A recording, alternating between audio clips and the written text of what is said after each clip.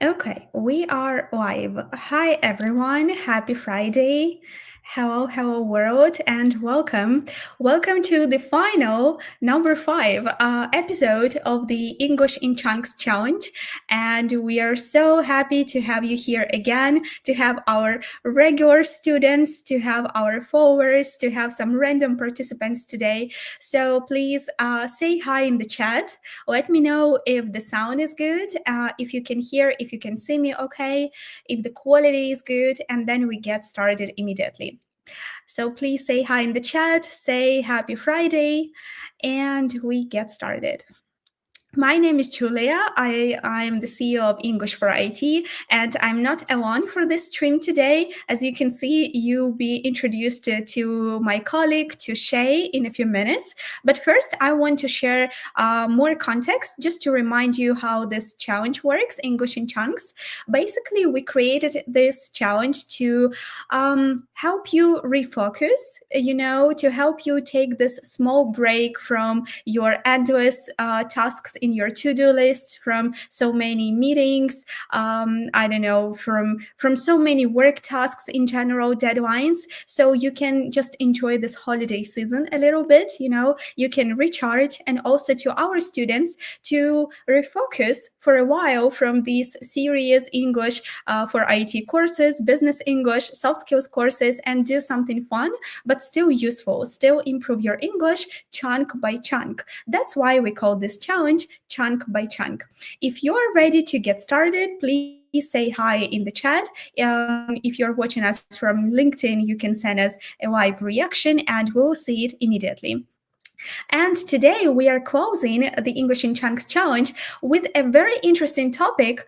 Maybe it's a little bit sad topic, we'll discover that, but it's definitely the topic that a lot of us can relate to. It's holiday stress, how to manage holiday stress, because I'm pretty sure that a lot of us have some stories to share. You have definitely experienced this holiday stress, because I hope you agree with me that December is a magical, right, season, but it's also very busy, emotional, loud, expensive, I don't know, overwhelming, right? So definitely there are a lot of adjectives for this season. And to talk about December, to talk about holiday stress and how to manage it, I have a guest, my colleague Shay, here today. Shay, hi there. Hello. Hi, everyone. Thanks for having me. Of course. Thanks for joining. How are you? I'm great. It's Friday. I'm so excited for the weekend. Oh, nice. Okay, I thought that you were going to say that you're so excited for this for this episode, for our chat today, This too. and That too. of course, great. Shay is our English teacher and also our corporate development associate at English for IT. And just because she meets many people, she has many students, I also want to ask Shay you more about how your students manage this holiday stress, because I'm pretty sure that they share some stories with you. But before that, why do you think we experience this holiday stress? Why does it happen in December, every December? I think it's because we have these normal daily routines that we follow. Even on the weekends, we still kind of stick to some kind of similar routine. But then December comes and we just go crazy. We wake up whenever we want. We are up late. We eat so much food. And I think even if you don't have like a mental stressor, we are putting our Yes. bodies in such a state of stress all the time. Exactly, that's true. There is this meme going viral in the internet, like therapists now preparing for this pre-holiday season. Uh, so, so there will be a lot of requests about that. I honestly think, and I wanted to ask your take on it, on stress is mainly because we have to make so many decisions every day. It's about which gifts to choose, and you have to choose many gifts, right? Again, these to-do lists, shopping lists, trips maybe, and so many decisions every day. So our brain, maybe also it's the end of the year, so our brain, it just gets super tired and overwhelmed. Yeah, I mean, I think that we do have to make a lot of choices, especially if you have kids and you're used to like having them at school and things. And now all of a sudden they're home all day with you. You have to make them lunch, food. But also, I think that we just have this crazy high expectation for the holidays that everything should just be perfect. And so um, I don't know. I think that we stress ourselves out by trying to make everything the perfect gifts, the perfect dinner, the perfect decorations. And it can be a lot, like constantly trying to be the best. Yeah, yeah, this is it. Exactly. I never asked you, by the way, what about you and your holiday stress level this season? Well, I'm actually staying in Spain. I'm not going home this year, which is sad to not be with my family, but way less stress, to be honest. Not having to worry about flights and seeing everyone in such a short amount of time. So, yeah, I mean, I definitely waited too long to start doing like gifts and holiday shopping. So that's been a little bit stressful, but overall, it's been pretty good. Okay, okay, like stressful but for good, right? In good sense. Yeah, interesting. Also, this the thing that you mentioned, like with so many tasks, I think it's also about multitasking because like you have tasks at work. If you have work, right, you have to do so many things to close the year. But also, it's multitasking again because you have to choose like I don't know 57 gifts, right, for your friends and family. You have to do this and that and like to plan so many things out. A lot of people they also write these new year resolutions. It's also about planning. So yeah, I think multitasking it also affects this holiday stress. Mhm. Yeah, that's what I think. You definitely watched Home Alone, right? Yes. Yeah, remember they forgot Kevin just because they were really busy. I think it was multitasking. I don't know, maybe too many people in one trip. I think they maybe that was abandonment. Poor Kevin got left, but yeah, I think they had too much to worry about. Sure, sure. Well, do you have your stories connected with holiday stress and maybe how you manage or managed it at that time? Because I think you have something to share today. Yeah, well, last year, like I said, I live in Madrid, but I had went home to Ohio for Christmas, and we were probably there like 3 weeks, but it was some of the most stressful, also amazing time, but stressful because I am trying to like see all of my different family members, my friends, but it's also Christmas, so everyone has so many things going on. I had a wedding that I was the maid of honor. Like it was so much going on. But I think the biggest part of holidays is like we try to shove in so many things like vacations and plans. But it's important to remember like to just have a day at home and relax. Like the best part of vacation for me is waking up at the exact same time I would wake up for work normally. I know that that is like psychotic, but then you have the whole day to not feel like stressed about work. You just like do whatever you want for the whole day. But last year, actually, when we were back home, my siblings and I do like a secret Santa amongst each other. And my brother had my sister, and he completely forgot. Well, he didn't forget. He just waited until the last minute to get her gift. So on December 25th, on Christmas Day, we went out to the stores. There was a blizzard. We could barely even drive. No stores, of course, were open.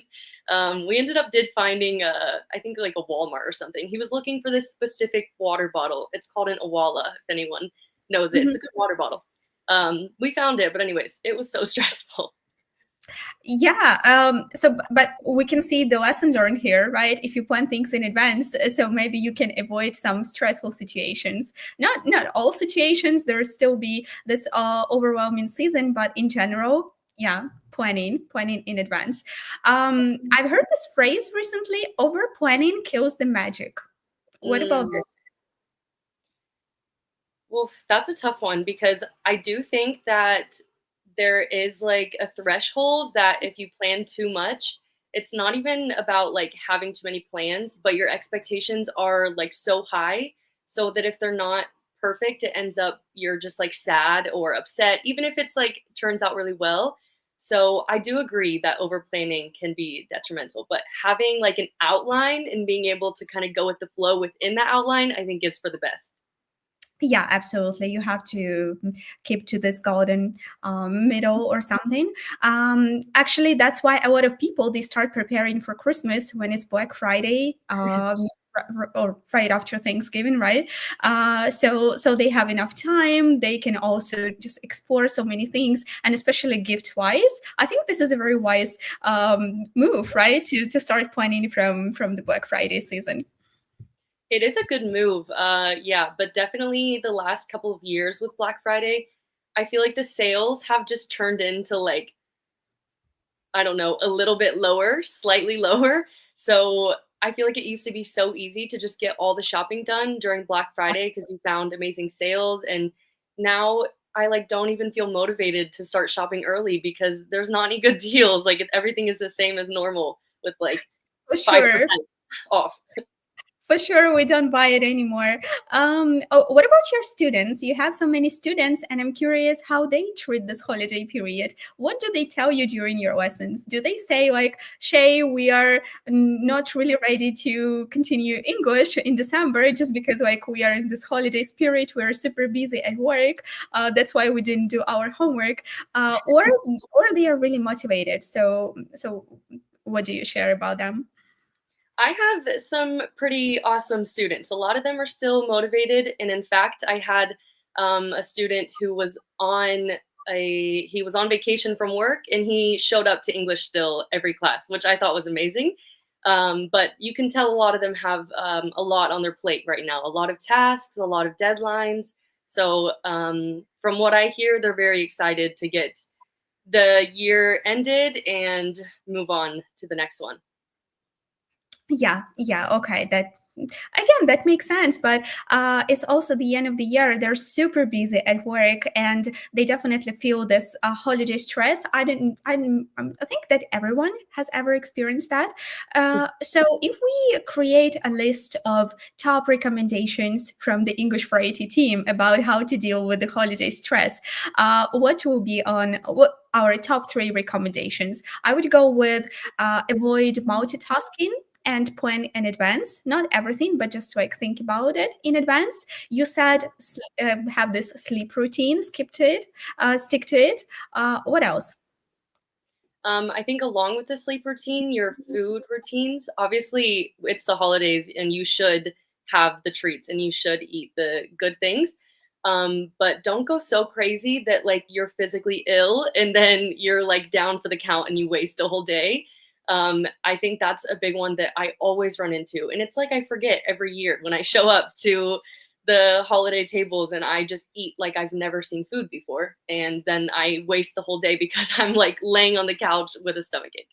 But yeah, I would say stick to sleeping routines, stick to like eating quantities as much as possible, and just like be present and enjoy the people you're around instead of worrying about the dirty dishes and the decorations that you forgot about. Because I do that sometimes. So it's like more about mindset. I believe it's impossible to fully avoid this holiday stress because it happens Mhm. everywhere. It can be with you, or you just go outside and you see this hustle and bustle everywhere. You just enter the grocery store, right? And people are so busy there, especially before Christmas, for example. So I mean, it's impossible to avoid this holiday stress, but how you manage it, that's the question probably. Managing the stress. I'm sorry, it cut out for a second. Oh, sure. So I was just saying that it's about how to manage the stress, right? How to deal with it. What about Mhm. you and you being ready for Christmas? How ready are you, and how are you going to celebrate this year in Spain?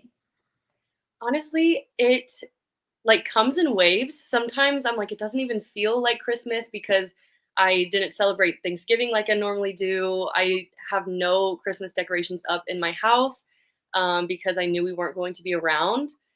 But we are going to Bilbao, to the north of Spain, and I'm really excited because I've never been to the north of Spain. I think it's going to be extremely cold. Well, maybe for a lot of the people watching, it will just be normal cold, not extremely, but for me, extremely. So yeah, we're gonna celebrate there for the 24th, 25th, and then we'll be back in Madrid for the New Year's. But yeah. I love that. So it looks like you already point things out. Oh my gosh, I'm sorry, it broke out again. Say it again.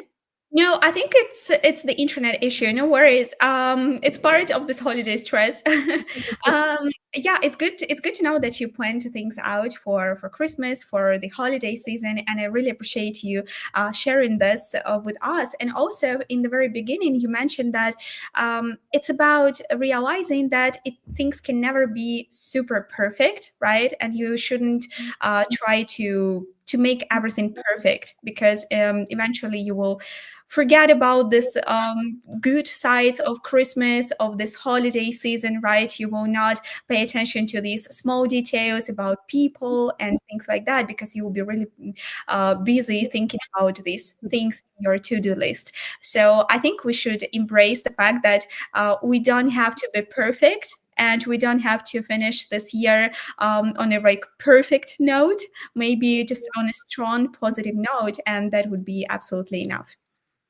Yeah, agreed. I think if you shoot for perfection, you're always going to end up disappointed.